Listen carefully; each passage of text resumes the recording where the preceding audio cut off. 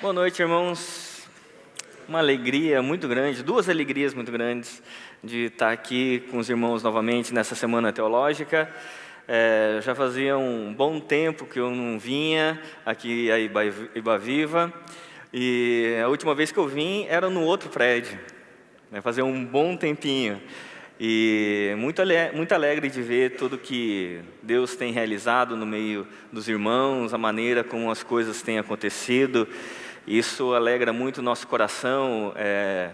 A gente tem a possibilidade de caminhar em alguns lugares no país, conhecendo igrejas e lideranças, e a gente fica sempre muito satisfeito quando a gente encontra um ambiente onde os pastores não só trabalham juntos, mas são amigos, onde são pastores e o ambiente é fraterno, é um ambiente de cuidado mútuo, e a gente encontra isso aqui na Ibaviva. Isso alegra muito sempre o nosso coração. O segundo motivo de alegria é o tema falando sobre o Rei entre nós. Eu creio que uma das coisas mais urgentes para a gente falar e para se entender acerca do Evangelho do nosso Senhor Jesus Cristo é sobre o Rei, aquele que reina, o governo de Deus sobre nós, como que esse governo se materializa, como ele é expandido, como que nós podemos viver segundo a identidade do nosso Rei e como que nós desenvolvemos a nossa espiritualidade à luz de todas essas verdades. Por isso que fiquei muito contente quando o Maza entrou em contato falando sobre o tema, expondo o tema.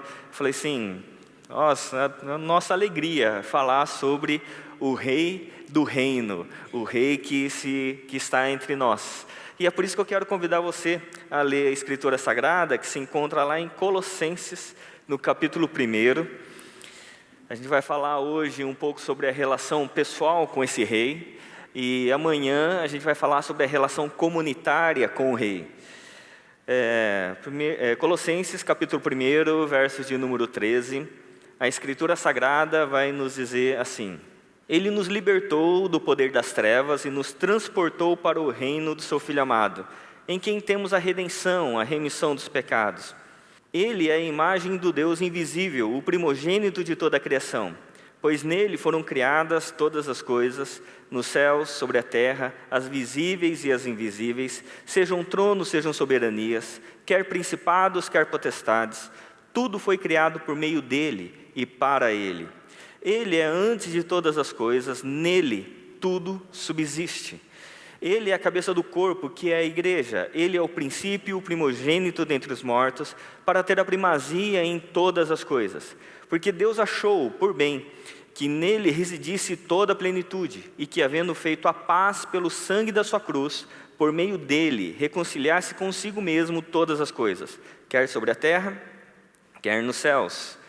E vocês que no passado eram estranhos e inimigos do entendimento pelas obras más que praticavam, agora, porém, ele os reconciliou no corpo da sua carne mediante a sua morte, para apresentá-los diante dele santos, inculpáveis e irrepreensíveis. Se é que vocês permanecem na fé, alicerçados e firmes, não se deixando afastar da esperança do Evangelho, que vocês ouviram e que foi pregado a toda criatura debaixo do céu, e do qual eu, Paulo, me tornei ministro. Amém. Que Deus nos abençoe com a sua palavra. Quando a gente fala sobre o Rei que está entre nós, a primeira coisa que me vem à mente é sobre a missão do Rei. Qual era a missão que esse Rei tinha de entrar na história? Quando a gente pensa em Deus, um Deus todo-poderoso, soberano, criador dos céus e da terra, um Deus que criou tudo com excelência, criou inclusive o tempo e o espaço, um Deus que criou no Éden um shalom, a perfeita harmonia, e fez o ser humano. E quando o ser humano vem e peca, erra na relação com Deus, esse Deus ele poderia fazer várias coisas. Uma delas, Deus poderia simplesmente acabar com a humanidade. Ele poderia acabar com tudo e começar de novo. Ou Deus poderia, por exemplo, ele sendo o Senhor do tempo, ele voltar o relógio, ele voltar às cenas da história e falar assim: olha, você errou, mas eu vou dar uma nova chance, acerta agora. Mas Deus não fez nenhuma dessas coisas. Deus resolveu abrir um projeto, um processo de redenção, onde Ele promete lá em Gênesis 3,15, que o filho da mulher pisaria na cabeça da serpente.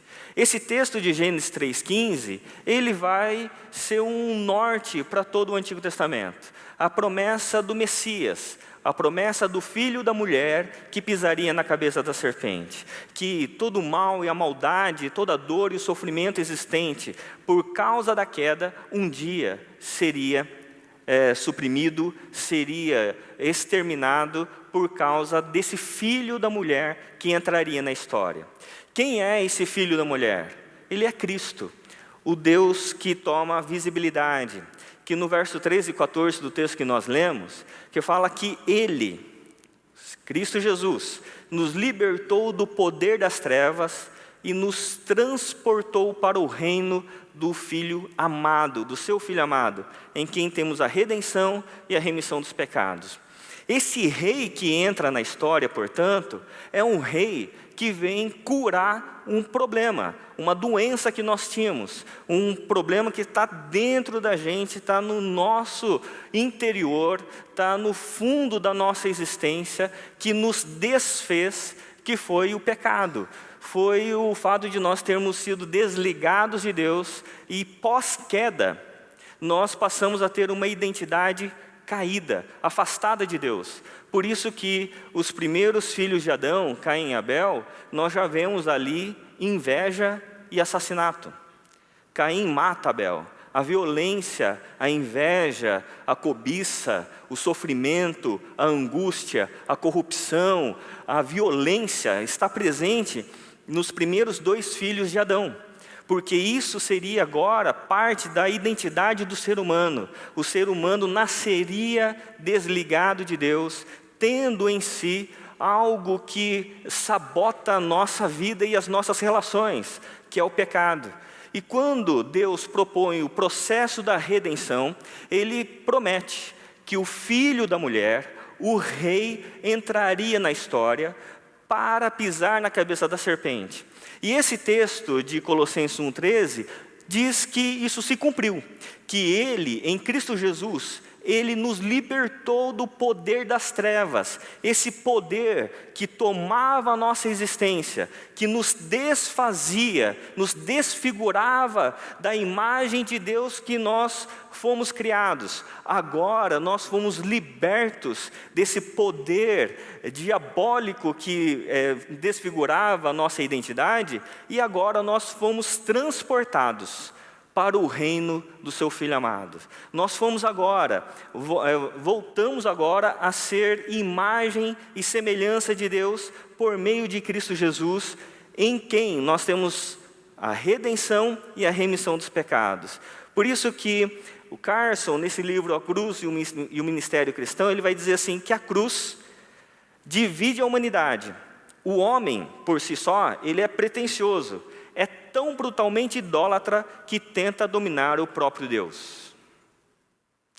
Quando a gente olha para a história bíblica, a religião vai estar no centro de toda a divisão humana, a começar do texto que nós falamos de Caim e Abel. O primeiro assassinato, ele é motivado por uma questão religiosa. Tanto Caim quanto Abel, eles estão prestando culto. Um oferece das questões dos frutos da terra e o outro oferece ali ovelhas. Mas Deus se agrada de um e não se agrada do outro. E quando um começa a ter inveja do outro por essa questão religiosa, então a religião passa a dividir o ser humano. A religião não passa a ser um ponto de encontro, mas ele passa a ser um ponto de divergência. É por isso que a cruz divide a humanidade. O homem é pretensioso, é tão brutalmente idólatra que tenta dominar o próprio Deus. Porque a redenção é por meio de Cristo Jesus, mas o ser humano quer formar processos redentivos, autorredentivos, por meio da religião. O homem, muitas vezes, quer usar a religião, muitas vezes as questões sociais ou as questões políticas, para formar uma autorredenção. É por isso que tem um teólogo que diz assim que Deus fez o homem à sua imagem. O homem, em retribuição, fez Deus a sua. Porque, de fato, muitas vezes o homem quer encapsular Deus, formando o processo de autorredenção. Mas como é que Deus propôs a redenção? E é interessante porque o texto de João 6, ele vai dizer que o Deus que se fez carne, ele propôs um processo redentivo de sacrifício e não de benefício. Deixa eu explicar. João 6, versos 54 a 57, vai dizer assim: quem come a minha carne e bebe o meu sangue tem a vida eterna. E eu ressuscitarei no último dia, pois a minha carne é a verdadeira comida, e o meu sangue é a verdadeira bebida. Quem come a minha carne e bebe o meu sangue permanece em mim, e eu permaneço nele. Assim como o Pai que vive me enviou, igualmente eu vivo por causa do Pai. Também quem de mim se alimenta, viverá por mim. Essas palavras de Jesus são uma das primeiras palavras de Jesus no seu ministério. Aqui está no Evangelho de João, no capítulo 6. Jesus está começando o seu ministério. E ele começa a dizer que as pessoas deveriam comer da sua carne e beber do seu sangue. Será que, na época, as pessoas entenderam essa mensagem de Jesus? O que Jesus está querendo dizer? Está pregando canibalismo, é isso? A gente tem que comer, morder Jesus?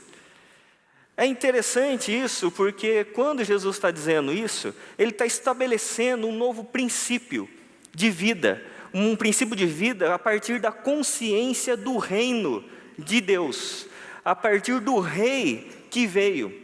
O Deus Todo-Poderoso, Criador dos céus e da terra, o Deus Emanuel, o Deus conosco, agora ele entra na história não para exercer o seu ministério a partir do poder, mas ele entra na história para exercer o seu ministério a partir do amor. Ele vai pisar na cabeça da serpente, não porque ele vai destruir todas as hostes malignas, porque ele é o poderoso, porque ele vai vencer a guerra e tudo mais. Ele vai pisar na cabeça da serpente, porque ele vai se doar como sacrifício.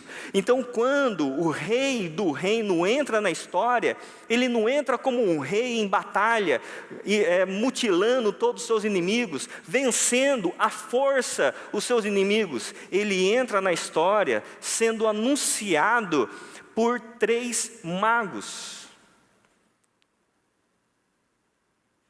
Não por 3 teólogos. Ele é anunciado por pastores do turno da noite. E é interessante que eram pastores, que era uma função simples à época, mas eram pastores do turno da noite. Ele vai nascer numa família simples, num lugar simples. Ele vai nascer de forma totalmente diferente do que nós pensaríamos de um rei nascendo. Jesus, ele vai crescer como uma criança simples, ele vai viver entre os simples. O rei do reino, ele não vem para exercer o seu ministério por meio do poder e da força. Ele vem para exercer o seu ministério a partir da simplicidade e do sacrifício.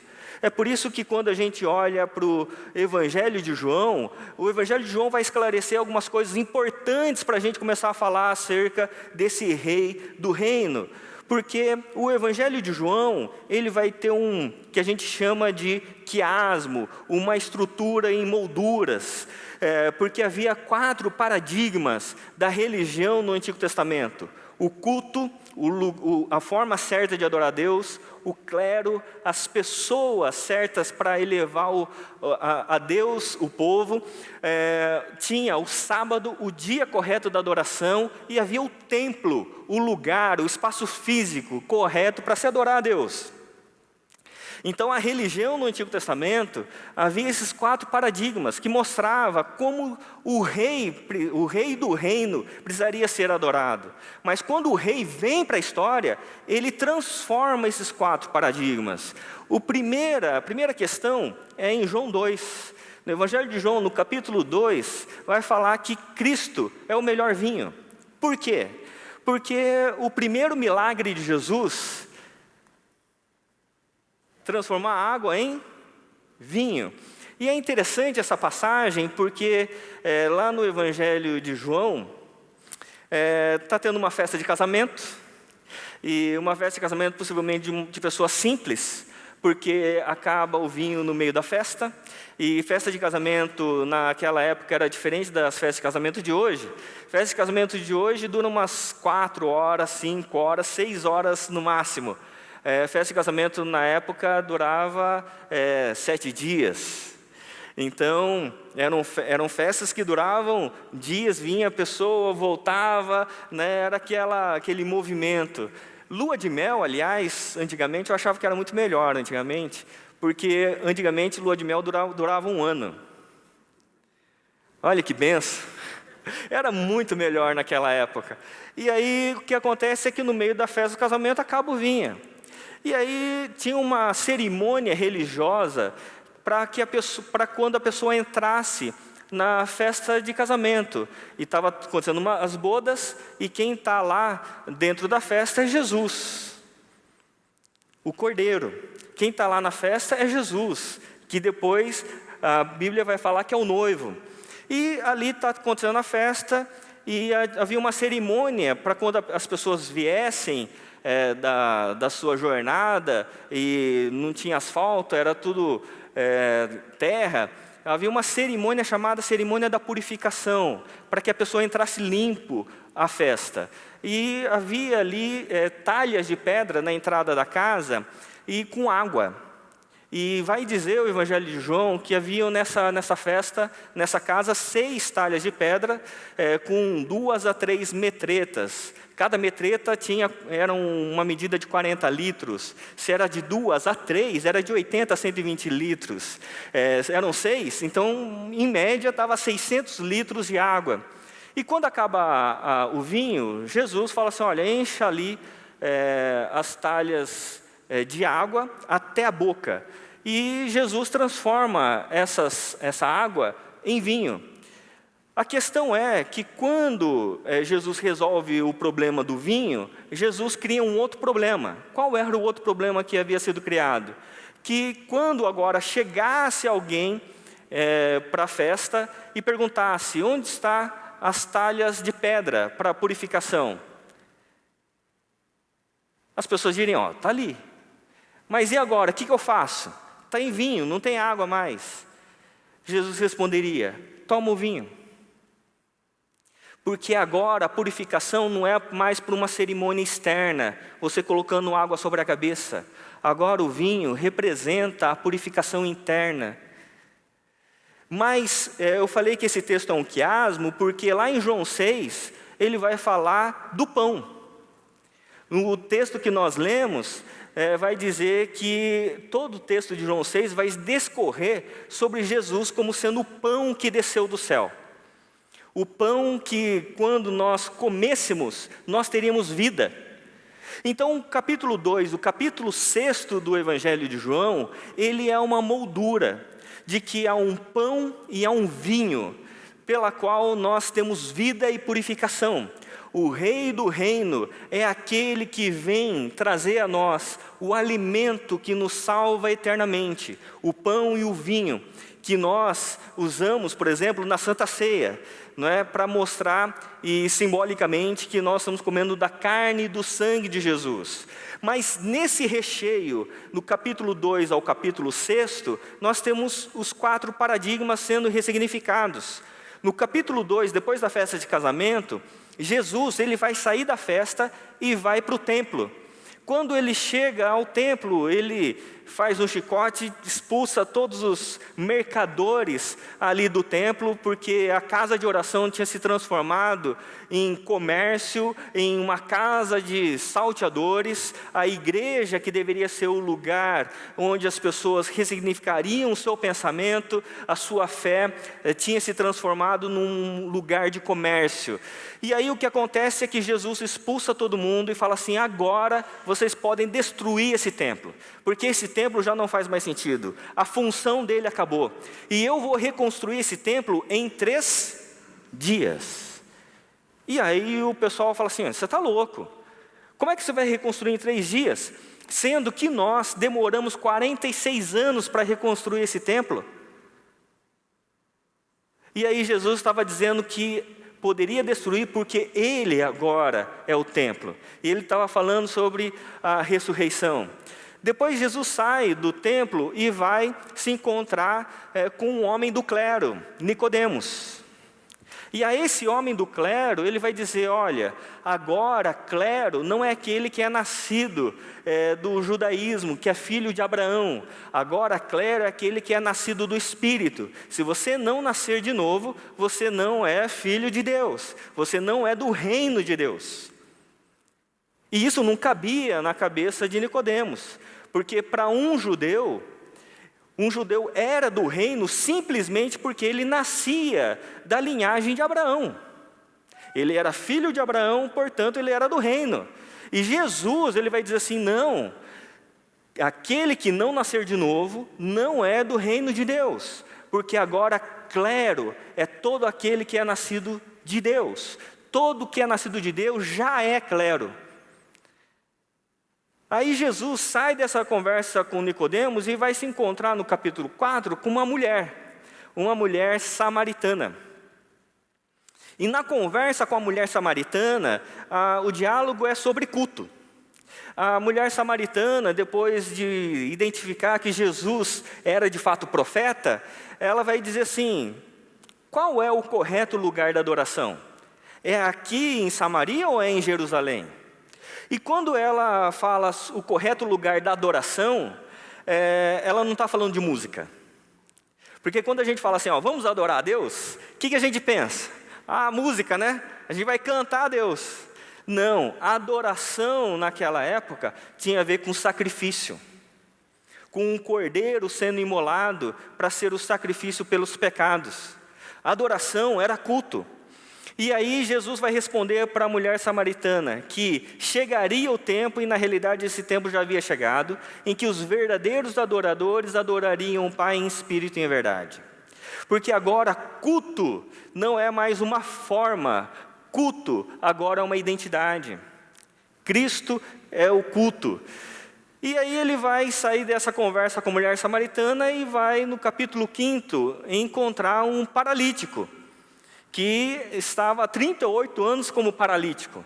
Esse paralítico estava junto ao tanque de Betesda, e naquele tanque de Betesda tinha uma lenda de que quando a água era sacudida, os anjos estavam sacudindo a água, e quem pulava primeiro era curado. E aí os amigos desse paralítico, 38 anos, colocavam o paralítico todo dia do lado do tanque. E a gente não sabe por que os amigos não ficavam esperando a água ser agitada. A questão era que, quando a água era agitada, ele era paralítico, não conseguia pular, e os outros pulavam na frente. Então ele estava lá 38 anos, paralítico, e continuando sendo paralítico. E aí Jesus pergunta para ele: e aí você quer ser curado? Fala assim: quero. Então Jesus fala assim: então levanta, toma sua cama e vai para sua casa. O problema é que era sábado.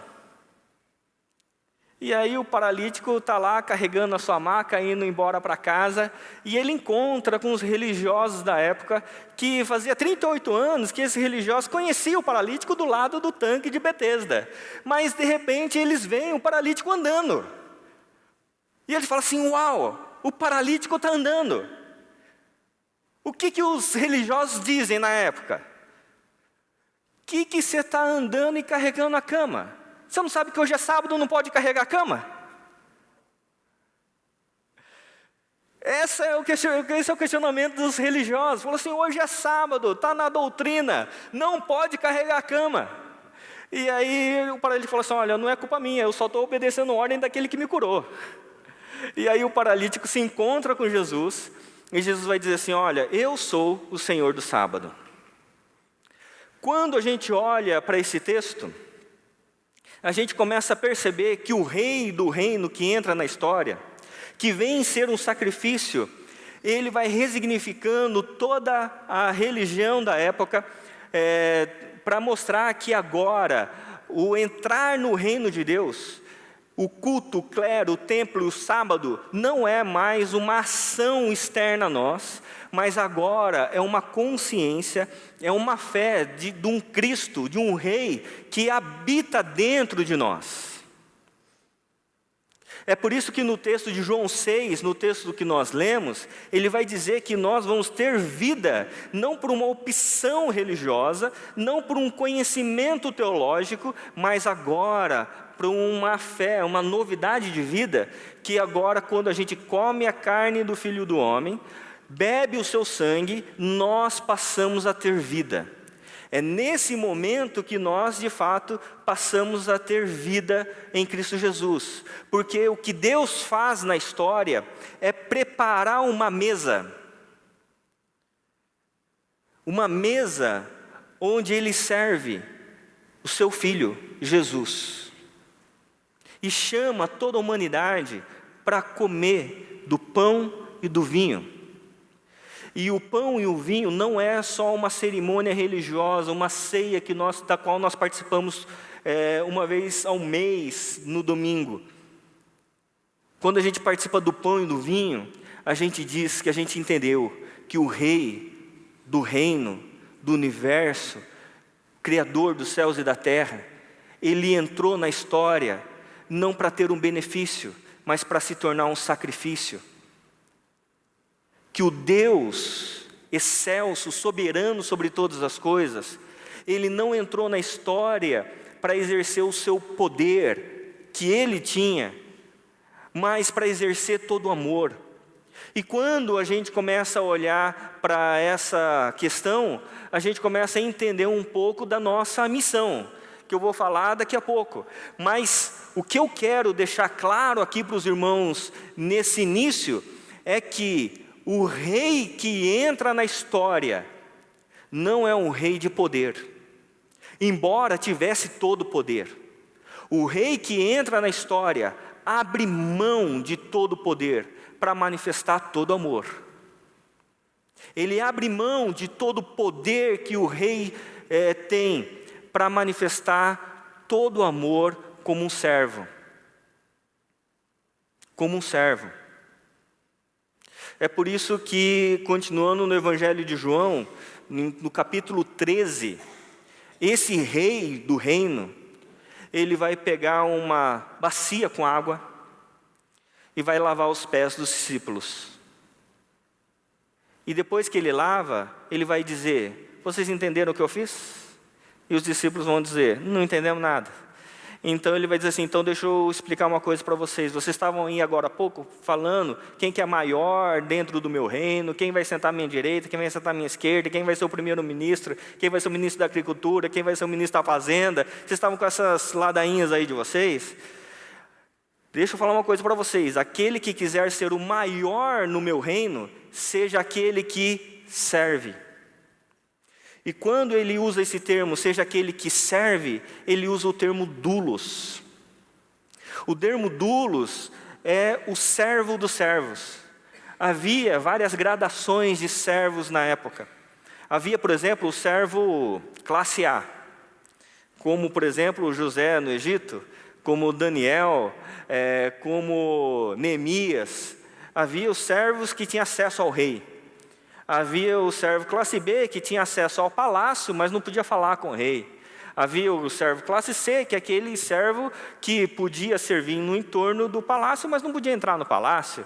E havia o servo dos servos. O que era o servo dos servos? Era o servo que ficava na entrada da casa ou do palácio, que lavava os pés dos servos que iam entrar para servir o rei.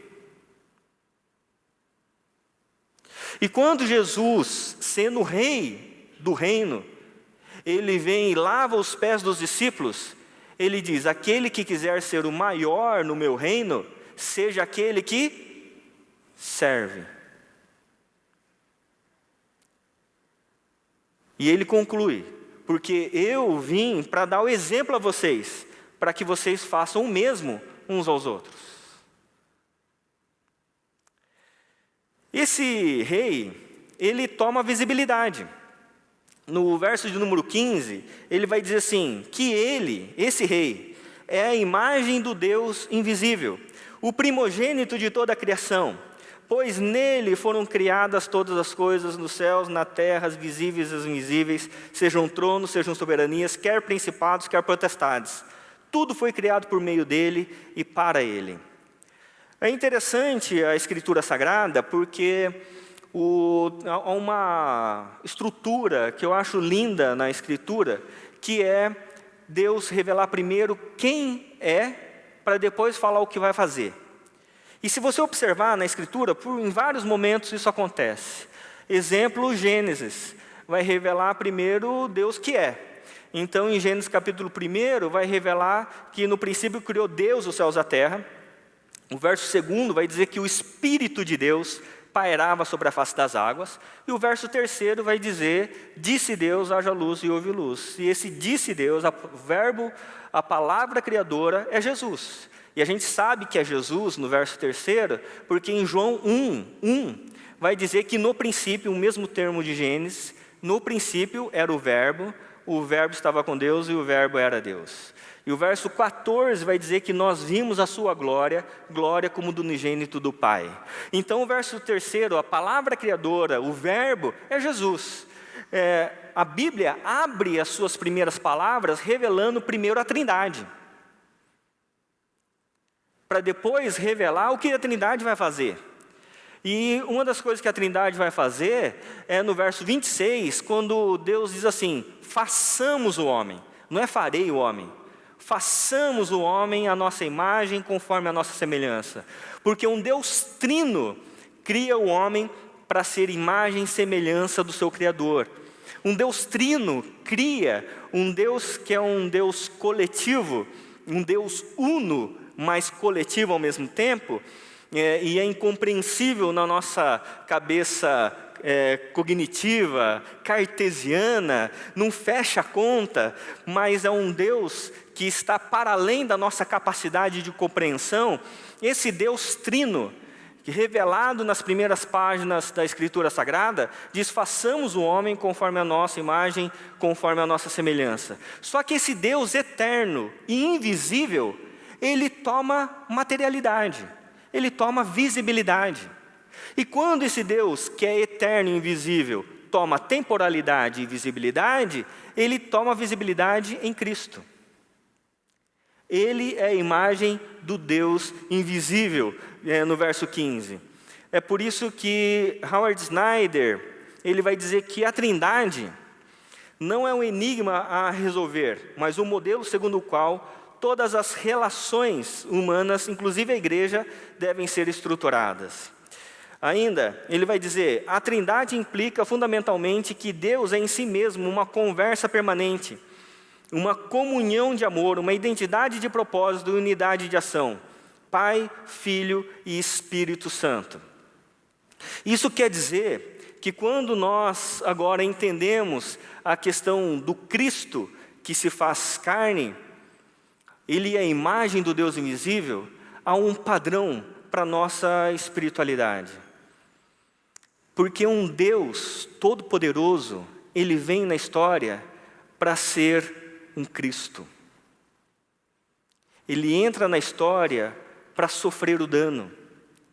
E eu quero propor, entre hoje e amanhã, um pensamento muito importante para nortear as nossas relações. Porque nós somos formatados numa sociedade pautada pelo poder, pelo dinheiro e pelo prazer. Nós somos formatados a pensar que abençoado é aquele que tem poder, é aquele que tem dinheiro e tem condições para ter prazer, para viajar, para desfrutar da vida. A gente acha que um homem abençoado ou uma mulher abençoada é aquele que posta no Instagram, nos melhores restaurantes, somente, né, coloca as viagens, e tudo isso é muito bom, eu gosto também dessas coisas, irmãos. Mas o problema é a gente fazer um reducionismo da fé cristã, achando que é isso que é ser abençoado. Um Deus que tinha tudo,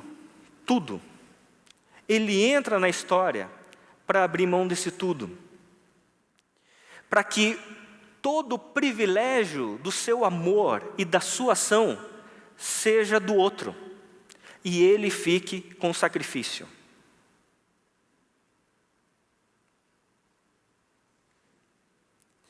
A relação de Deus conosco é de que o sacrifício é dele, o benefício é nosso.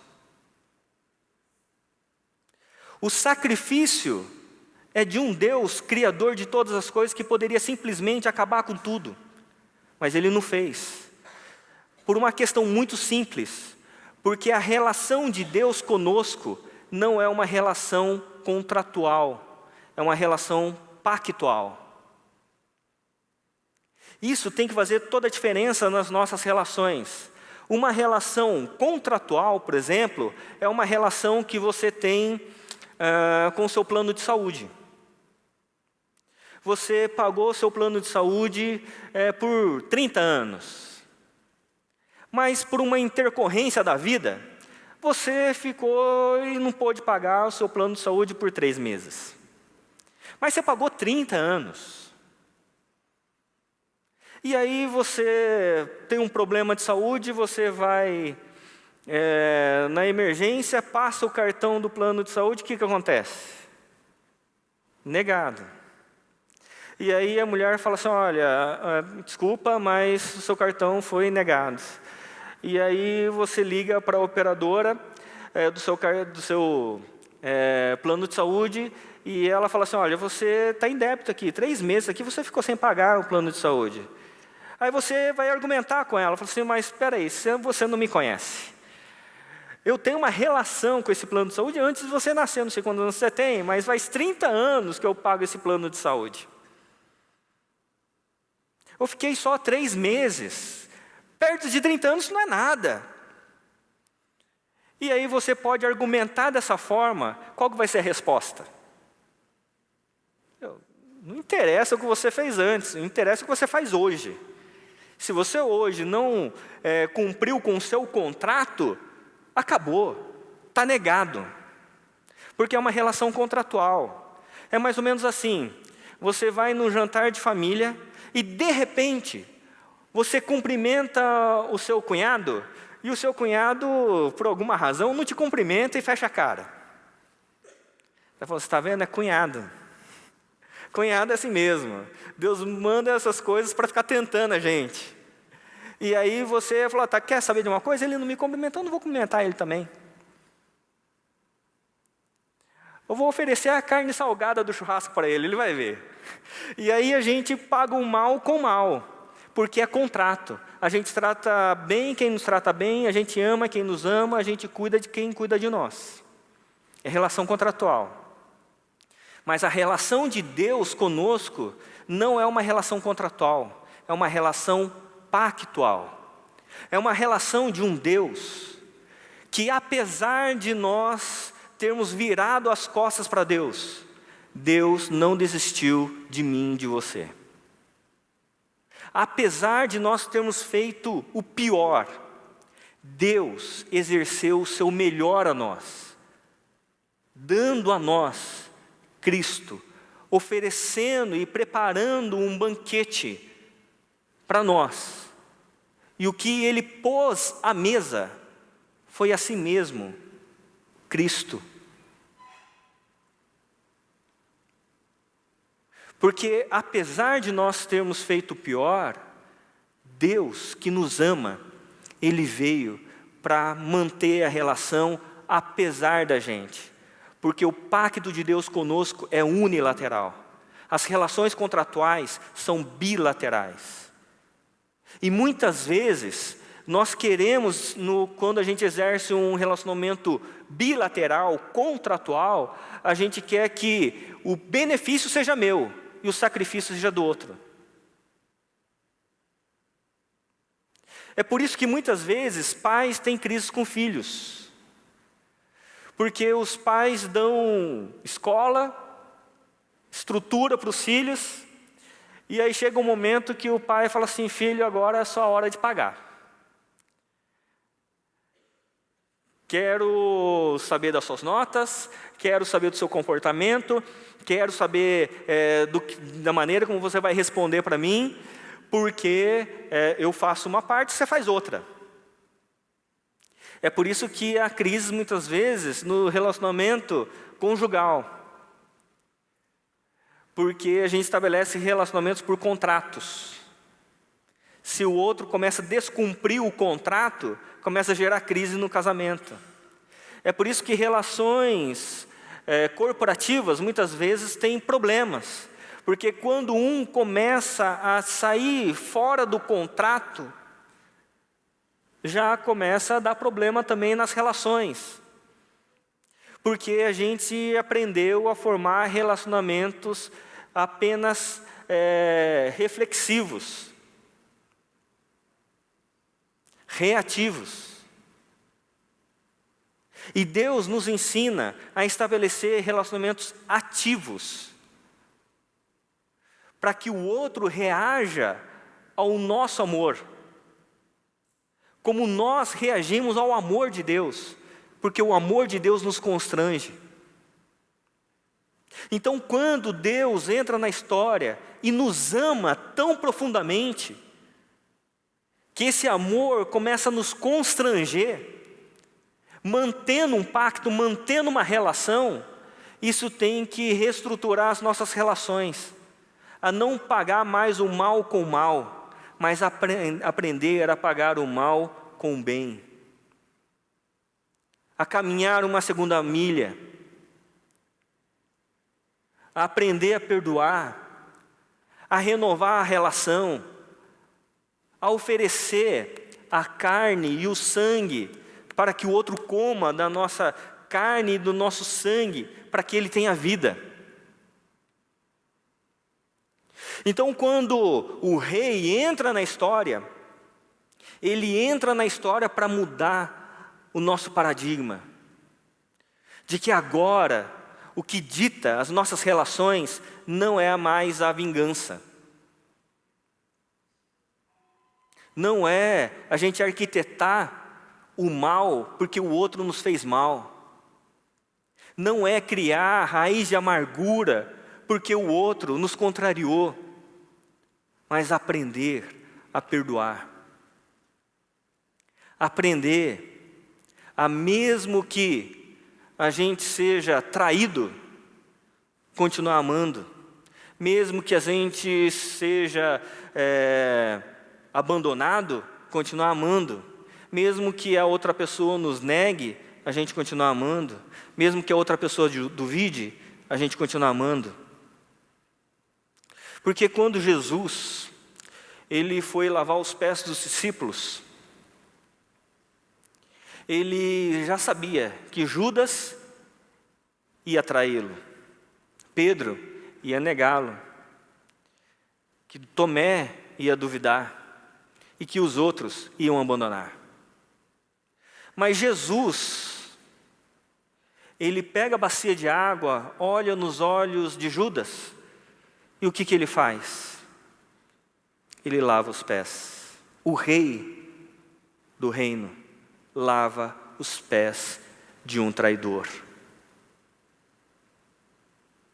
Quando o rei do reino olha nos olhos de Pedro, sabendo que daqui a poucas horas ele ia negar, Jesus lava os pés de Pedro. Quando Jesus olha nos olhos de Tomé, sabendo que depois da ressurreição ele ia duvidar, Jesus lava os pés de Tomé. E Jesus lava os pés dos demais que iriam abandonar.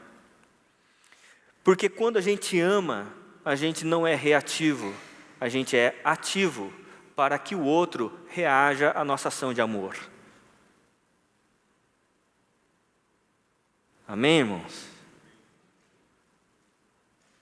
Porque o reino de Deus chegou, que não é um reino de poder, é um reino de todo amor.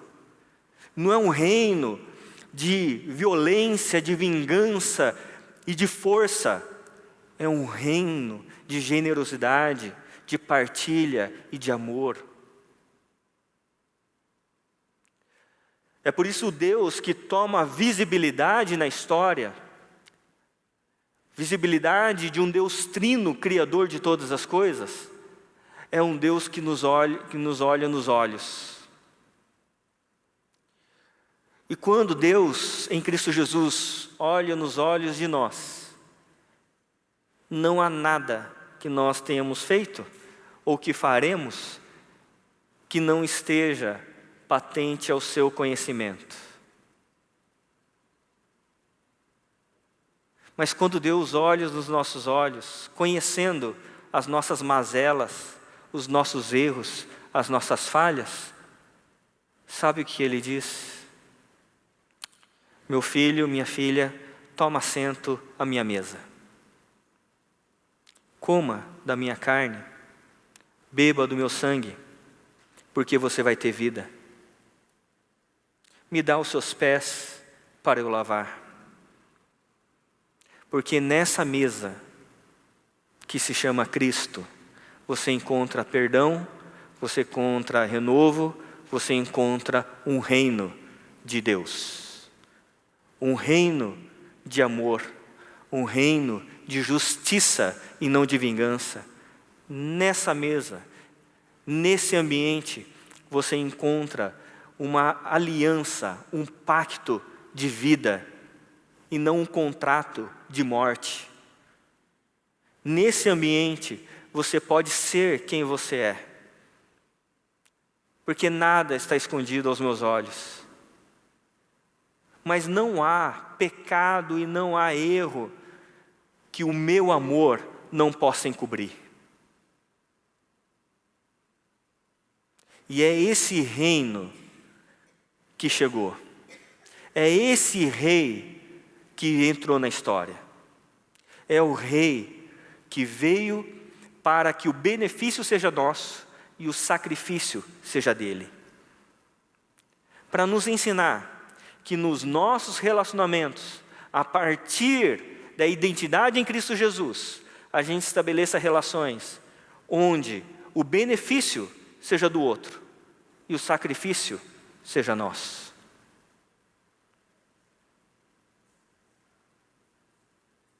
É por isso que na liderança cristã, a liderança é invertida. Ou melhor dizendo, hoje a liderança é invertida, deveria sempre ser assim. De que quem mais tem, a quem mais é dado, mais é cobrado.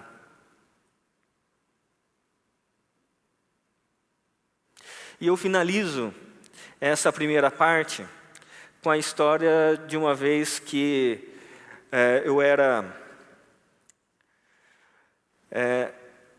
pretendente ao ministério. Na presbiteriana, quando você se forma no seminário, você passa por um período probatório.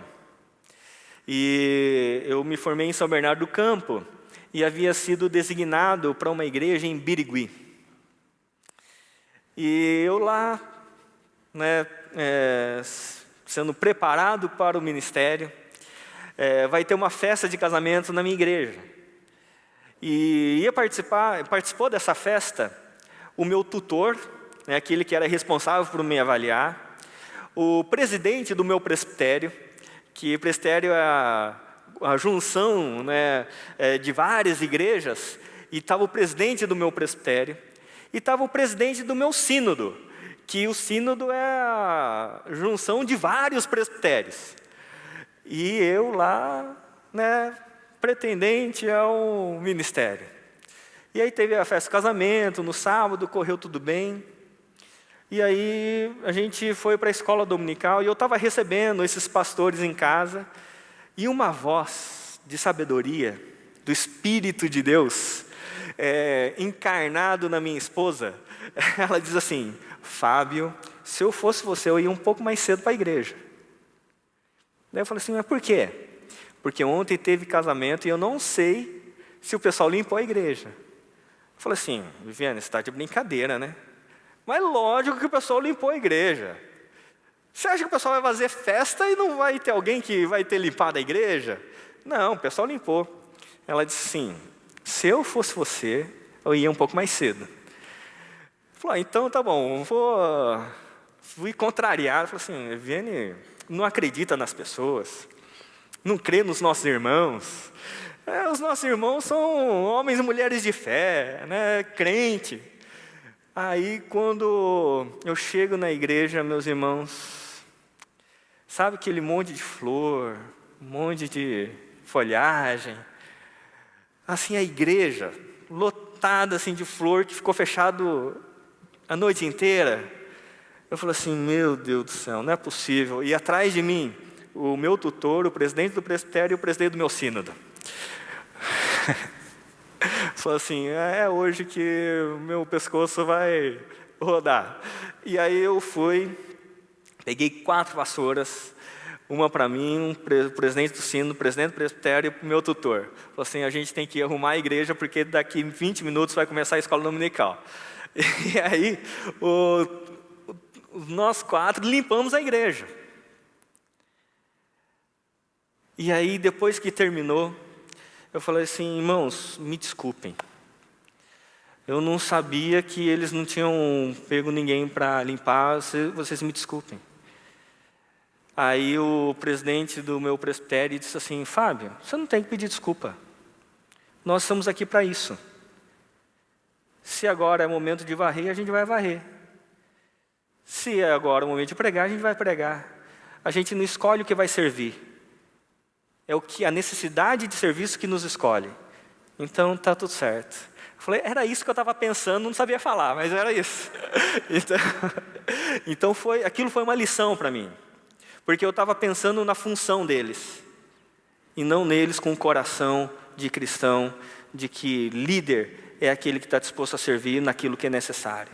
E não naquilo que se quer servir. Porque no reino de Deus, nós não escolhemos como vamos servir. Porque o privilégio sempre é do outro. O sacrifício sempre é nosso. Amém, irmãos? Vamos para o nosso intervalo, daqui a pouco a gente volta. Bom, vamos lá retomar nosso estudo, nossa reflexão aqui sobre o rei entre nós, a compreensão de como nós entendemos a identidade desse rei, para nortear a nossa identidade, as nossas relações, a nossa maneira não só de pensar, mas também de viver e conviver uns com os outros. Nós falamos sobre o rei que está entre nós, como esse rei toma visibilidade, mas também como esse rei agora se torna Cristo, dando continuidade àquilo que nós estávamos falando. O verso 17 do capítulo 1 que nós lemos de Colossenses vai dizer assim: Ele é antes de todas as coisas, nele tudo subsiste. Ele é a cabeça do corpo, que é a igreja. Ele é o princípio, o primogênito dentre os mortos, para ter a primazia em todas as coisas. Porque Deus achou por bem que nele residisse toda a plenitude, e que, havendo feito a paz pelo sangue da sua cruz, por meio dele, reconciliasse consigo mesmo todas as coisas, quer sobre a terra, quer nos céus.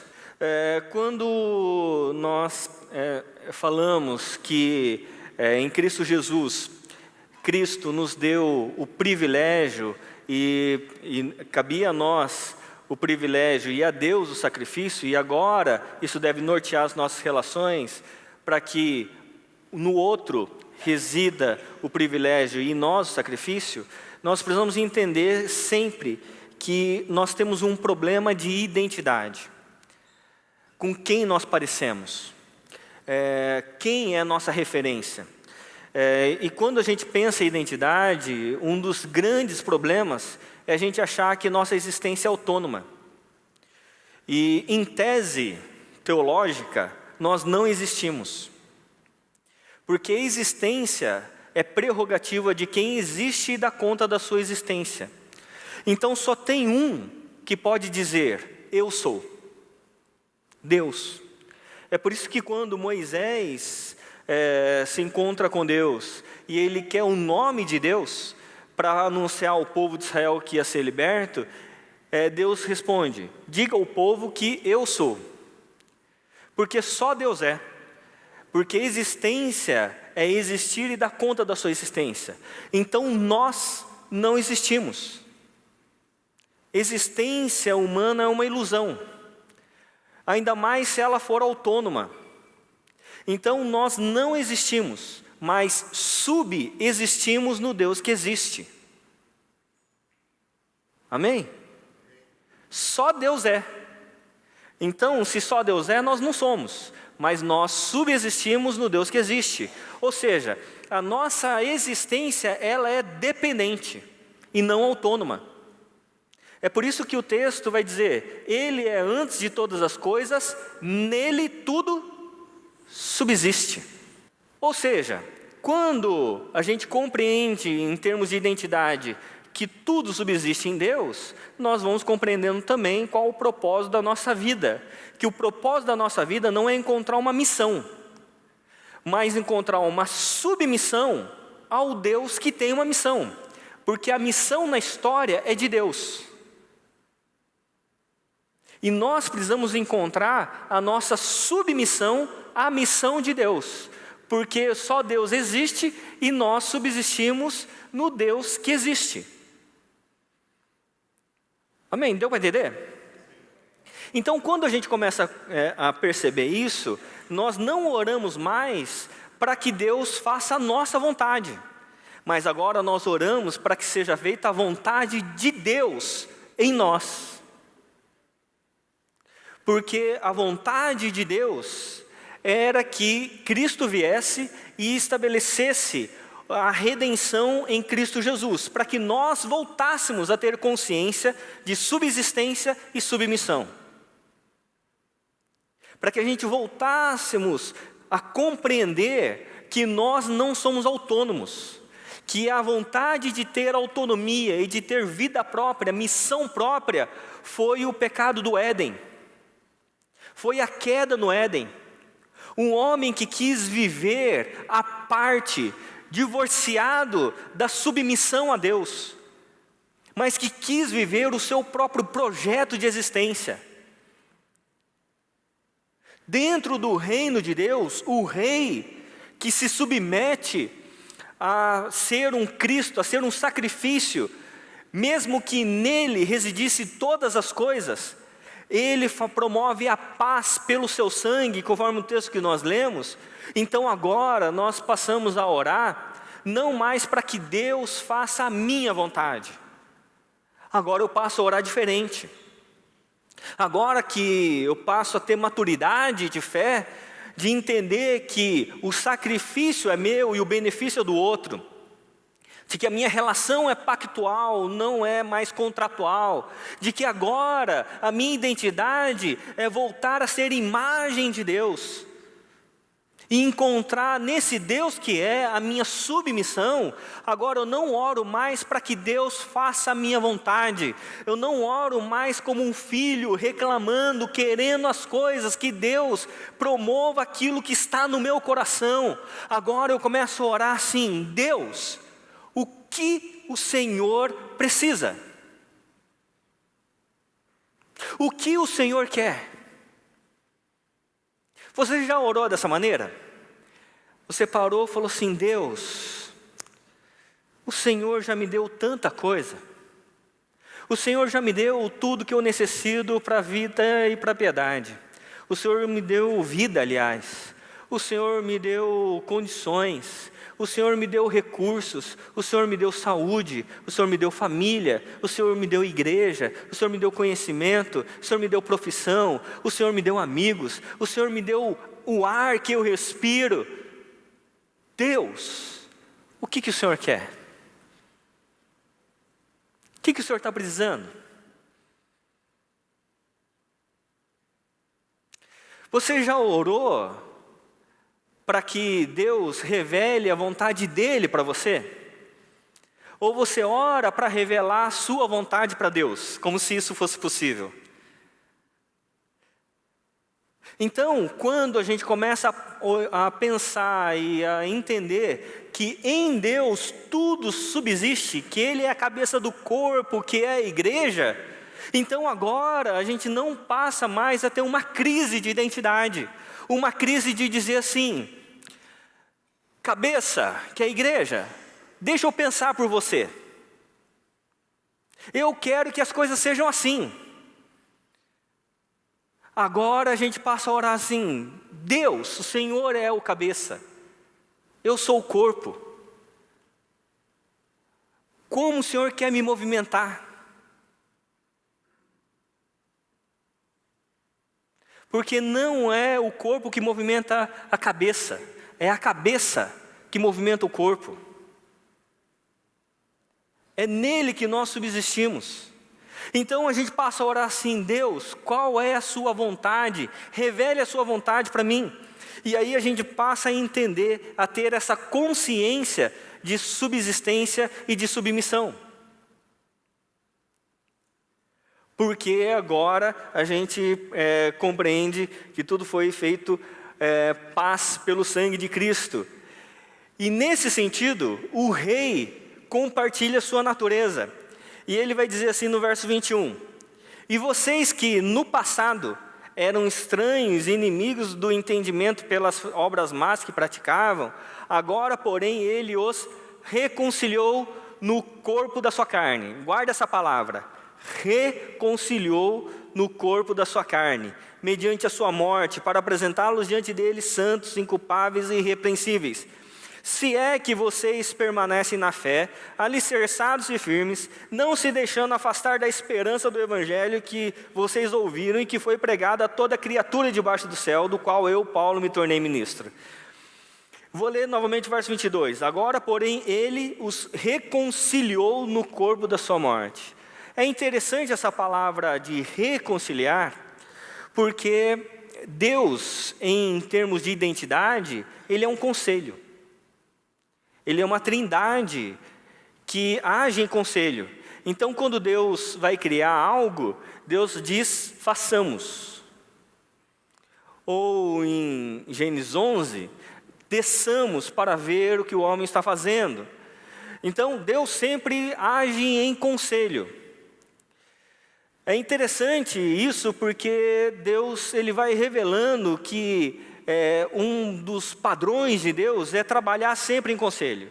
Tem um conselho eterno, que é o conselho trinitário, mas também tem um conselho dos anjos, por exemplo, o conselho celestial. O conselho celestial, por vezes, se reúne para demandar e decidir algumas coisas. Então, a relação de Deus é sempre conciliar. Por exemplo, quando Jó tem no livro lá de Jó, diz que Deus está reunindo o conselho dos anjos. E quando está lá o conselho dos anjos, tem um anjo caído que passa pelo conselho dos anjos. Lembra desse texto? E aí Deus perguntou: para onde você está andando? E aí o diabo responde: estava andando aí pela terra. E aí Deus fala assim: você viu pela sua andança, você viu o meu servo Jó? Deus tem um conselho.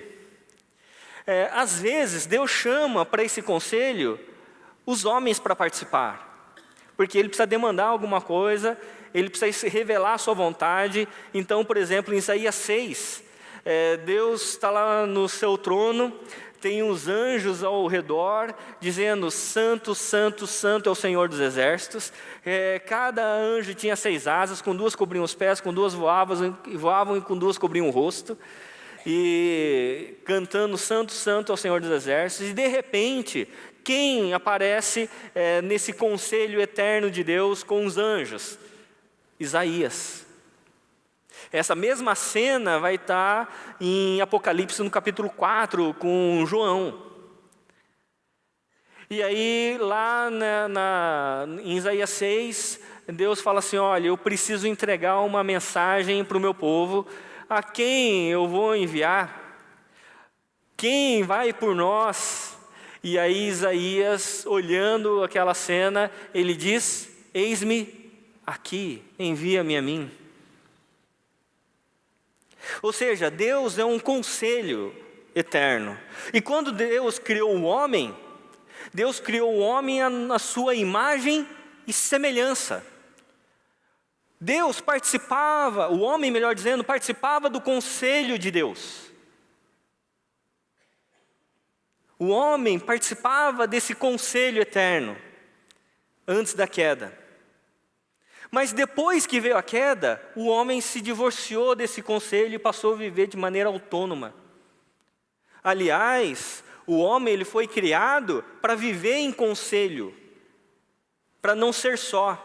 É por isso que quando o Adão olha para Eva, que fora criada, Adão fala assim: agora sim, essa é osso dos meus ossos e carne da minha carne. Por isso deixará o homem e mãe e se tornarão uma só carne. Se tornarão um. É por isso que Eva vai ter nome próprio só depois da queda. Mas quando o homem ele vive de forma autônoma, agora movido pelos seus próprios desejos, pelo seu egoísmo, pela sua ganância, e Cristo vem e entra na história, o que Cristo resgata em nós? A nossa identidade, de nós voltarmos ao conselho de Deus, voltarmos a participar da natureza de Deus. É por isso que o termo diz que, no verso 22, agora, porém, Ele os reconciliou. Ou seja, voltar ao conselho de Deus. Nós voltamos a pertencer ao conselho de Deus. É por isso que em 2 Coríntios 5, versos 17 a 19, vai dizer assim: e assim, se alguém está em Cristo, é uma nova criatura. Não é alguém melhorado, é uma nova criatura. Não é alguém que agora teve um adendo da fé. É uma outra criatura, é uma nova criatura. As coisas antigas já passaram, eis que se fizeram novas. Ora, tudo isso provém de Deus, que nos reconciliou consigo mesmo por meio de Cristo, e nos deu o ministério da reconciliação. A saber, que Deus estava em Cristo reconciliando consigo o mundo, não levando em conta os pecados do ser humano, e nos confiando a palavra da reconciliação. E isso é muito importante para nós, porque quando a gente se entende como conselho e com a palavra da reconciliação, agora a gente começa a entender a nossa identidade de fé e de igreja. Porque agora, em Cristo Jesus, a gente passa a perceber que agora nós somos um só. Em quantos nós estamos aqui? Um corpo. E Cristo como cabeça. E quando a gente começa a compreender isso, que agora nós somos reconciliados, pertencemos ao conselho de Deus. Daqui a pouco eu volto nesse texto, ou como diz Pedro, que pelo poder de Deus nos foram concedidas todas as coisas que nos conduzem à vida e à piedade, pelo pleno conhecimento daquele que nos chamou para a sua própria glória e virtude, e que por meio delas, Ele nos concedeu as suas preciosas e muito grandes promessas. Que promessas? Para que por elas vocês se tornassem coparticipantes da natureza divina, tendo escapado da corrupção das paixões que há no mundo. Ou seja, que agora nós nos tornamos coparticipantes da natureza de Deus. Em Cristo agora nós estamos reconciliados. Nós não temos mais uma identidade autônoma, individualista. Nós agora formamos um corpo, nós somos uma identidade coletiva, uma nova humanidade coletiva em Cristo Jesus. É por isso que agora nós olhamos um para o outro e não mais pensamos no que podemos ter de privilégio na relação com o outro. Nós agora olhamos qual é o meu sacrifício em relação ao outro. Sabe por quê, irmãos? Porque se for diferente, a nossa relação é humana e diabólica. É mais ou menos assim. Eu chego à igreja. Os irmãos não me conhecem, eu não conheço os irmãos. E aí eu passo a observar os irmãos, ver. Os irmãos também passam a me olhar, me observar. E aí a gente fala, vamos estabelecer uma relação? Vamos. 2 paradigmas. Um de benefício, o outro de sacrifício. Vamos pensar primeiro na relação de benefício. Eu passo a olhar para os irmãos e digo, está vendo aquele irmão? Aquele irmão toca bem. Poxa, eu gostaria de aprender a tocar. Eu vou me aproximar dele porque ele tem um benefício para me dar. Está vendo aquela irmã? Ela é contadora. Poxa vida, eu preciso fazer meu imposto de renda. Eu vou me aproximar dela. Aquele irmão tem uma oficina mecânica. Poxa vida, eu preciso levar meu carro para a oficina. Será que ele me dá um desconto? E aí a gente estabelece relações de interesse. Alguém entende o que eu estou dizendo ou não? E se a gente estabelece relações só de interesse, não há virtude nisso, todo mundo faz isso. É relação humana e diabólica. Porque eu vou me relacionar a partir da necessidade, e quando não houver mais necessidade, eu não quero mais relação com essa pessoa.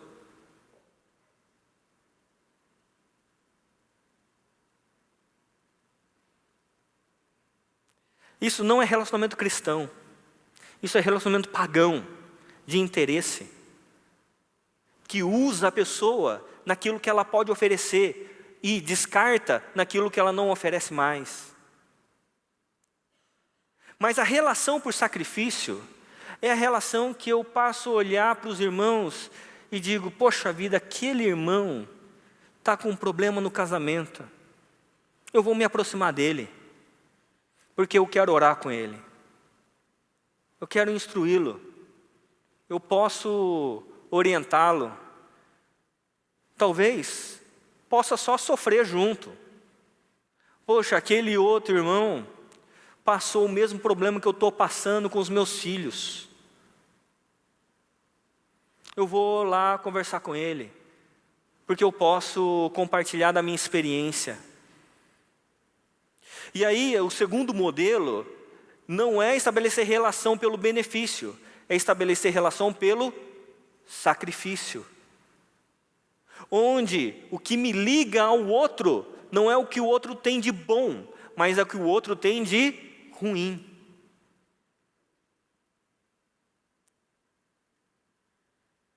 Da mesma forma como o que me liga a minha relação com Deus, com a Trindade, é a relação de Cristo, que se liga a mim e veio à terra não porque eu era bom, mas ele veio à terra porque eu era ruim. Pouco ou muito ruim? Muito ruim, irmãos. Mas pensa, muito ruim. Mas Cristo olhou nos meus olhos e o amor dele encobriu todos os meus pecados. Agora, a minha missão no ministério da reconciliação, à medida que eu já fui reconciliado, é olhar nos olhos dos irmãos e dizer, irmãos, vocês são ruins, hein? Pensa um povo ruim. Amém? Que aqui só tem doente, não tem ninguém são. Tem alguns que disfarçam bem, mas no fundo é ruim. E a nossa relação é pela debilidade e não pela virtude. A gente é um grupo terapêutico, onde um cuida do outro, um pastoreia o outro, porque fazemos parte de um mesmo conselho, onde o único que tem virtude sobre nós é o cabeça, Cristo. Amém, irmão? Vocês estão me entendendo ou não? Então, quando a gente ora o Pai Nosso, é muito importante.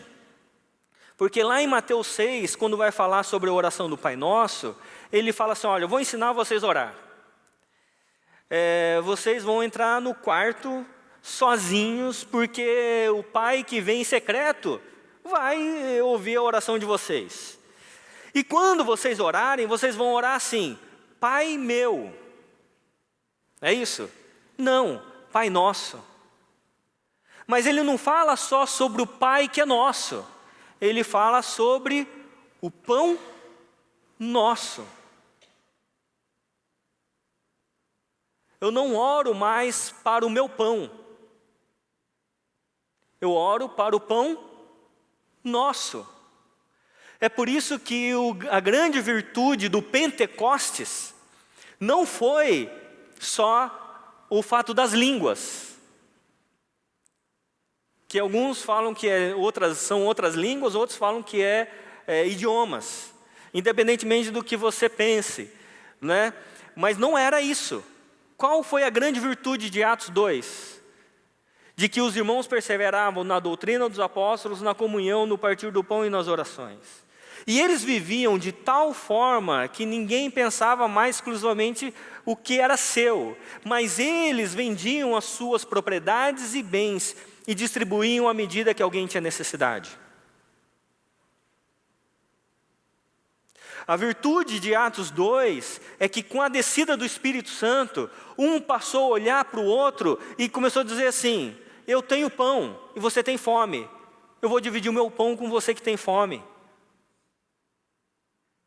Você tem uma necessidade, eu posso colaborar. É por isso que todo mundo tem riqueza e pobreza. E riqueza e pobreza não é em termos de dinheiro, é em termos de virtude de Deus. A questão é, qual é a minha riqueza que cobre a sua pobreza?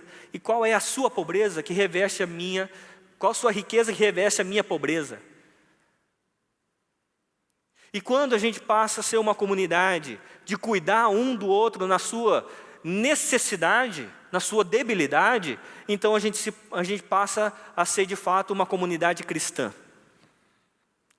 De cuidado e de amor sacrificial.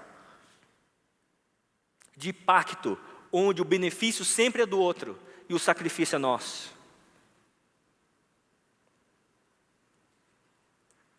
Amém, irmãos?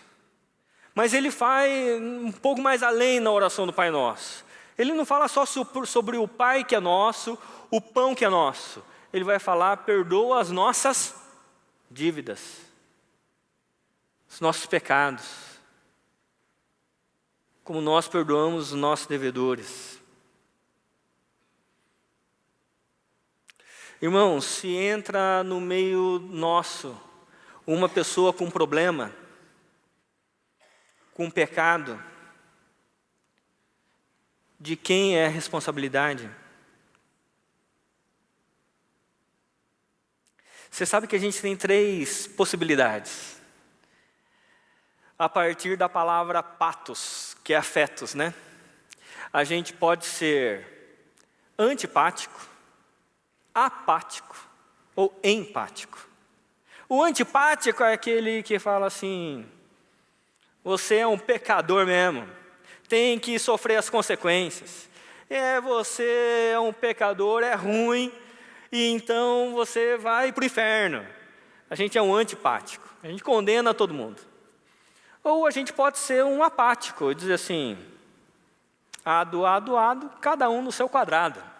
Eu sou salvo, o resto, né, que se estabeleça com Deus. Então, é o apático, aquele que só pensa no próprio umbigo. Essas 2 relações são cristãs? Não são. Mas há o empático, que diz assim, O seu problema é nosso. Pode vir aqui, na comunidade dos doentes, que nós temos uma cura que se chama Cristo Jesus, que estabelece o seu sangue e a sua virtude no nosso meio. É por isso que uma certa vez, quando estava prestando consultoria a uma instituição social, teve um fato assim que mudou muito a minha perspectiva com relação ao cuidado com quem necessita. Tinha uma adolescente, que dava muito trabalho. Sabe aquelas adolescentes assim que, misericórdia, só a graça de Deus quebrava as coisas e chutava os outros, não obedecia. Assim, pensa uma adolescente, falou, meu Deus, ela já tinha sido expulsa de 2 instituições sociais, e aí o pessoal trouxe esse caso, aí a gente falou assim, olha, precisamos conhecer a história. Ou ela tem um problema psiquiátrico, que precisa de ajuda, um problema psicológico, ou um problema social. Vamos tentar identificar qual é o problema. E aí o pessoal foi à casa, investigou e soube da história. E percebeu que essa moça era filha do avô. A mãe dela tinha feito opção sexual para casar com uma mulher. E ela foi falar para o pai. E o pai diz assim, quer saber de uma coisa? Eu vou ensinar você a ser mulher. E trancou a filha por 3 dias no quarto e violentou a própria filha por 3 dias. Dessa violência nasceu essa menina. E quando essa menina cresce nesse ambiente e depois ela vem ser violentada também, a única defesa que ela tem é a guerra, é a violência.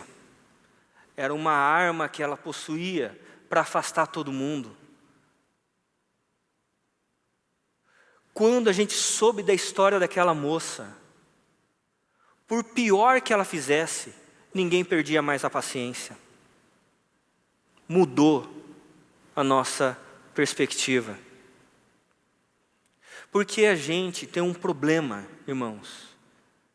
A gente só analisa o que a pessoa faz e não quem ela é. A gente só analisa o ato, a gente não analisa a história.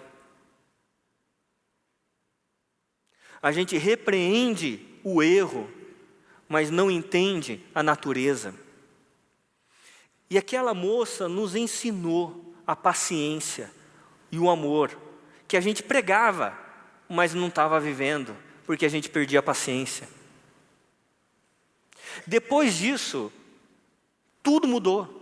A nossa maneira de lidar com ela, a maneira de compreendê-la, a maneira de ter paciência em tudo que ela fazia, e ela foi percebendo e foi mudando. E hoje é uma das colaboradoras nossas lá. Ainda tem muito problema, mas a gente tem muita paciência agora, depois dessa situação. É por isso que quando a gente agora começa a compreender o que é de fato a nossa natureza em Deus, em Cristo Jesus, de olhar e nos ligar um ao outro pela debilidade, então agora de fato a gente passa a exercer o amor que é paciente, o amor que assume um compromisso de não romper o pacto, mesmo que haja um erro, mesmo que haja um problema. Porque se tiver uma pessoa no nosso meio que tem um problema, tem um pecado, tem um desvio, tem uma queda, tem um erro, o erro agora é nosso. A gente ora, perdoa as nossas dívidas. A responsabilidade agora é nossa. A paciência é nossa, o cuidado é nosso, porque se tem alguém com muito problema no nosso meio, esse problema se torna a nossa missão. como o problema do outro agora, a gente olhando um para o outro e vendo a debilidade do outro, a gente não olha mais a debilidade para que a debilidade nos afaste, mas agora a debilidade nos aproxima.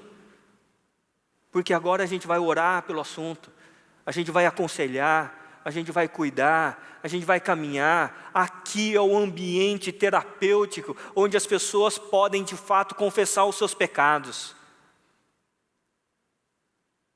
E que vai ter muita gente para dizer: meu irmão, minha irmã, é nosso. Você está no lugar certo. Aqui não é o lugar das máscaras. Aqui é o lugar da identidade em Cristo. Porque nós já fomos reconciliados e agora nós temos o ministério da reconciliação.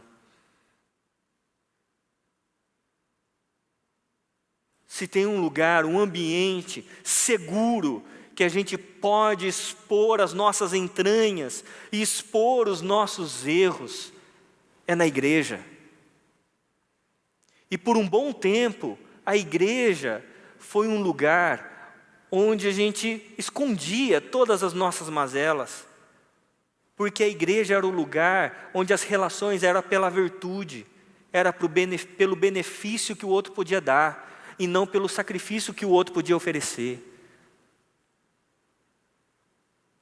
É por isso que no discipulado de Jesus, o benefício é do outro, o sacrifício é nosso.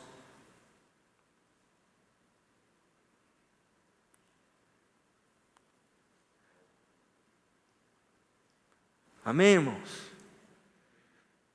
É por isso que tem crente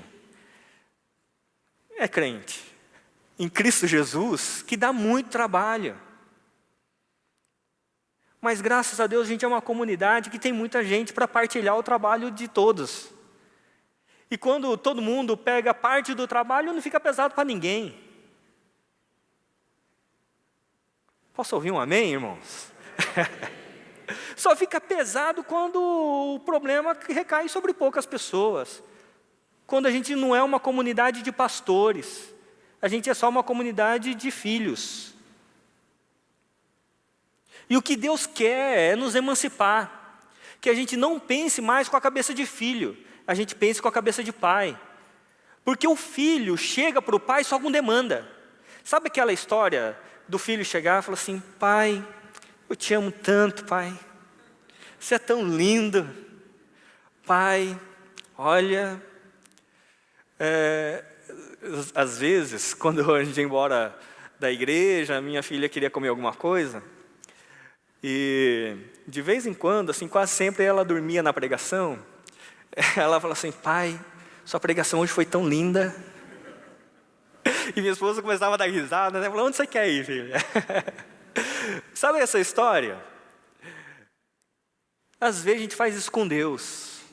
A gente chega na igreja, a gente começa a elogiar Deus, cantar para Deus, fala: Deus, você é tão lindo, Deus, o Senhor é maravilhoso. Aliás, Deus, eu estou precisando que o Senhor me promova no meu emprego. Aliás, Deus, estou precisando que o Senhor me dê uma ajuda para eu pagar as contas. E aí a gente faz isso com Deus. Não é verdade, irmãos? Mas a gente agora pensa com a cabeça de pai. Não só como alguém que é necessitado diante de um Deus que pode suprir a nossa necessidade. A gente agora pensa com a cabeça de pai, dizendo assim, no texto que nós já lemos, que pelo poder de Deus nos foram concedidas todas as coisas que nos conduzem à vida e à piedade. Pelo poder de Deus nos foram concedidas todas as coisas que nos conduzem à vida e à piedade. Pelo pleno conhecimento daquele que nos chamou para a sua própria glória e virtude. Em Efésios, no capítulo 1, vai dizer que Deus já nos deu todas as bênçãos nas regiões celestiais em Cristo Jesus. Sabe o que isso quer dizer? Que Deus já nos deu tudo que nós precisamos. Qual a principal coisa que Deus nos deu? Verso 4. que por meio dela Ele nos concedeu as suas preciosas e muito grandes promessas, para que por elas vocês se tornassem coparticipantes da natureza divina, tendo escapado da corrupção e das paixões que há no mundo. Quando você vem à igreja, você vem como alguém que tem necessidade, ou como alguém que tem adoração? Você vem na igreja como um filho que só pede, ou você vem com a cabeça de um pai que quer se responsabilizar pelos outros filhos do pai? Falou assim: pai, eu sei que tem filho aqui, pai, que tem necessidade, que só pensa na sua necessidade. Revela, o que o Senhor está precisando? De quem o Senhor quer que eu cuide? A gente vem para Deus com soluções ou só com demandas? É por isso que um pai, o que ele mais quer ouvir, é que o filho agora amadureceu. E que agora a relação não é por necessidade. O filho senta à mesa não é porque ele é obrigado, mas porque ele ama. O filho continua na relação com os pais, não é porque ele tem uma dependência, mas porque ele tem um prazer. Um filho que não tem só necessidade das coisas visíveis, mas um filho agora que tem responsabilidade porque ele entendeu as coisas invisíveis. E nós, como igreja, que entende agora o reino do rei, agora a gente começa a entender a responsabilidade desse rei. Que o rei já nos deu tudo que nós precisamos para a vida e para a piedade. Agora nós dizemos: obrigado, Senhor. Obrigado, Senhor, porque o Senhor já me deu todas as coisas que eu necessito. Agora, de quem o Senhor quer que eu cuide? Como eu posso materializar a sua vontade? Como é que agora eu posso materializar a vontade do Senhor e de quem que o Senhor quer que eu cuide? Porque agora eu não vivo mais na relação com o Senhor de forma infantilizada, pensando no que eu necessito. Num Deus que faz por mim. Apenas um Deus que eu tenho necessidade, eu quero que Deus seja por mim. Como se a minha necessidade fosse o centro. E aí, de repente, esse irmão, essa irmã começa a crescer na fé. E ele fala assim: Deus, eu estou entendendo o Evangelho, mas além do Senhor fazer por mim, eu quero que o Senhor faça algo em mim. E aí eu passo a entender que agora eu preciso mudar de vida. Eu antes era irascível, agora eu passo a ser paciente. Antes eu era orgulhoso, agora eu passo a ser generoso. Antigamente eu era arrogante, agora eu passo a ser mais compassivo. É o Deus que está trabalhando na minha vida e está me mudando, é um Deus que trabalha em mim. Mas a maturidade não é um Deus que só faz por mim, não é um Deus só que faz em mim, mas é um Deus que agora eu oro para que faça através de mim. Porque aí entendi a missão do rei. Que o rei veio para que o benefício fosse nosso, o sacrifício fosse dele. E agora, na minha relação com ele, eu volto à imagem dele, porque eu fui reconciliado. Então todas as minhas relações, o benefício é do outro, e o sacrifício de quem quer é meu.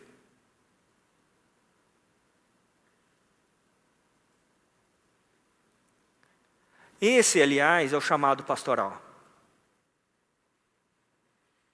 Para tomar as cargas de muitos. O Zé Machado, que acho que já teve algumas vezes, ele tem uma frase que eu gosto muito, que ele diz que a vocação pastoral é habitar na dor alheia. E como igreja é a mesma coisa. Nós habitamos na dor do outro. Porque o Rei do reino chegou. E o reino de Deus se manifesta em cuidado e amor. É nesse sentido que quem quiser ser discípulo de Jesus tem que negar a si mesmo, as suas próprias vontades, negar os seus próprios desejos, negar a si mesmo, mas tomar a cruz, e a cruz do sacrifício, a cruz da vontade de Deus, que a gente viva sempre de forma sacrificial, e a gente siga a Jesus, todos os dias da nossa vida.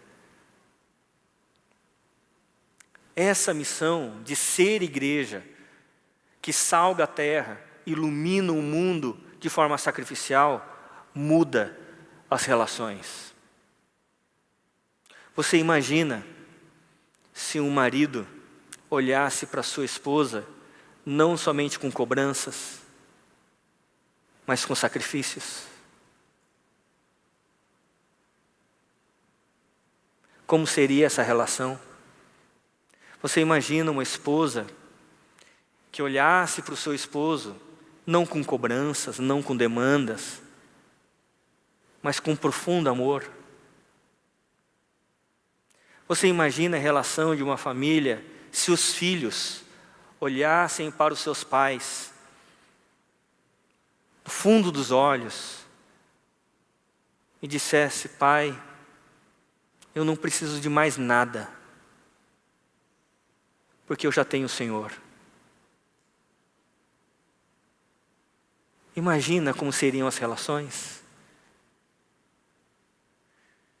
Imagina como seriam as nossas relações se a gente olhasse nos olhos uns dos outros e disséssemos: não importa, meu irmão, não importa, minha irmã, o que você fez, não importa o tamanho do seu erro, não importa o quão ruim você é, porque o sangue de Cristo está sobre nós.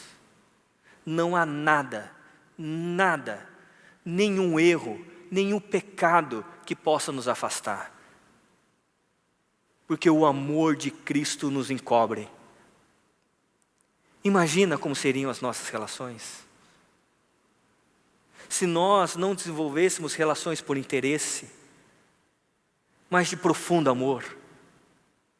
Nós viveríamos o reino de Deus entre nós. E é esse reino que o Rei veio estabelecer. Esse reino da qual eu estou falando agora, a gente vai viver de forma plena só no céu. Só na glória. Mas nós somos uma antecipação do fim. Como o Maza falou ontem, nós já vivemos o já e o ainda não. Nós vemos vislumbres desse reino ainda pisando nessa terra. É por isso que agora, como igreja, norteados pelo conhecimento de Deus, nós podemos viver a vida com o Rei, experimentando um pouco do seu reino, de amor e de sacrifício. Amém, meus irmãos? Amanhã a gente vai falar um pouco sobre como que esse reino se materializa na comunidade da fé. Mas antes eu quero convidar você a se colocar em pé. E nós vamos orar, pedindo ao Pai, ao Rei do reino, que nos perdoe, dê a sua misericórdia a nós. Porque muitas vezes, diante de um Deus que nos ama tanto, a gente continua errando no caminho. A gente continua perdendo a paciência, a gente continua sendo egoísta, a gente continua muitas vezes infantilizados pelas nossas necessidades, a gente continua vivendo conforme o nosso próprio pensamento e não conforme o pensamento do Senhor. Eu quero orar com você para que nós peçamos misericórdia ao Senhor. Que Deus olhe para nós e diga: meu filho, senta à mesa, coma da minha carne, beba do meu sangue e recomeça. Para que a gente possa, a partir dessa oração, estabelecer relações que a gente diga um ao outro: meu irmão, minha irmã, pode comer da minha carne, beber do meu sangue e vamos recomeçar numa relação pactual. Vamos orar. Pai, muito obrigado, Senhor, pela Tua palavra, pelo Teu Evangelho, que esmaga o nosso coração, porque somos falhos, pecadores, erramos diariamente, Senhor. Que a Tua misericórdia se renove a cada manhã. Essas misericórdias que são a causa de nós não sermos consumidos. Ó Deus, que o Senhor, ó Deus, continue nos amando, abraçando-nos com a Tua graça e com o Teu amor. E assim, ó Pai, possamos andar sempre em novidade de vida, compreendendo a nossa identidade em Cristo Jesus, compreendendo que agora nós não somos mais um indivíduo solitário, mas agora nós somos uma nova humanidade coletiva chamada Cristo.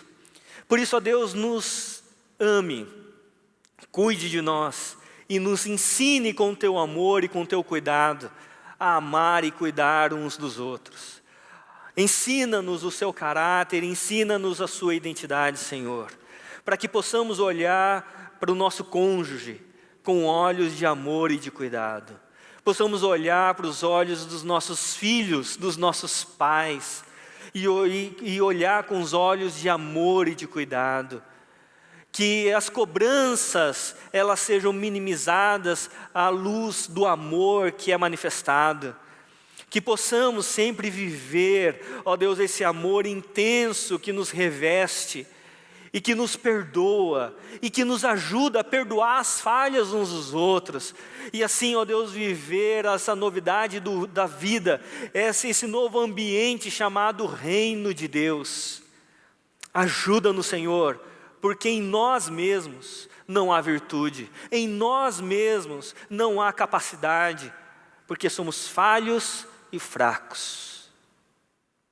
Mas cremos num Deus Todo-Poderoso, que nos renova, que nos ama e que faz de nós novamente filhos. Por isso, ó Deus, abençoe cada família aqui representada, cada um dos seus filhos, e que possamos assim, ó Pai, ir para os nossos lares refletindo sobre o Rei desse reino e como que nós podemos manifestar no nosso lar o reino e o reinado do Rei. Em nome de Jesus. Amém. Amém.